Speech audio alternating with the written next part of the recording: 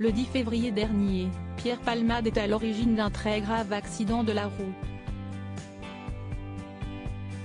Sous l'emprise de stupéfiants, il va percuter une voiture et provoquer de lourdes blessures aux passagers et au conducteur. Lui-même blessé, il va être transféré à l'hôpital du Kremlin-Bicêtre. Là-bas, Muriel Robin, son amie de toujours, se rend immédiatement à son chevet. Selon nos confrères de Paris Match, à ce moment précis, la comédienne ne connaît pas les circonstances du drame. Un ami de 30 ans, qu'elle considérait également comme son fils spirituel, et qu'elle avait essayé de détourner de ses démons, en l'aidant à se recentrer sur son travail, son talent, et en essayant de le raisonner, de le comprendre. Le lendemain, elle retourne à l'hôpital.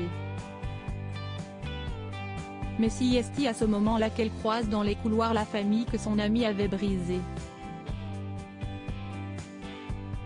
Sa réaction est alors immédiate, elle a fondu en larmes dans leurs bras. Nos confrères précisent que la comédienne se serait presque sentie coupable de cette situation, et de ne pas avoir pu éviter le drame. Écœurée, lorsqu'elle apprend que Pierre Palmade conduisait sous cocaïne, elle décide de ne plus le voir. Muriel Robin aurait aussi été bouleversée par une autre affaire, les soupçons d'images pédopornographiques dans le téléphone de Pierre Palmade. Muriel Robin préfère se taire. La comédienne a par la suite appris que son ami avait fait un AVC.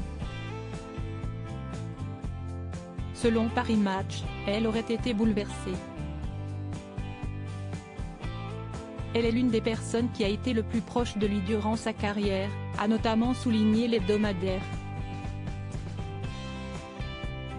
Devant la gravité des faits, Muriel Robin préfère se taire sur le sujet. Par respect pour les victimes de la famille brisée, et en mémoire de cette amitié qu'elle pensait indestructible.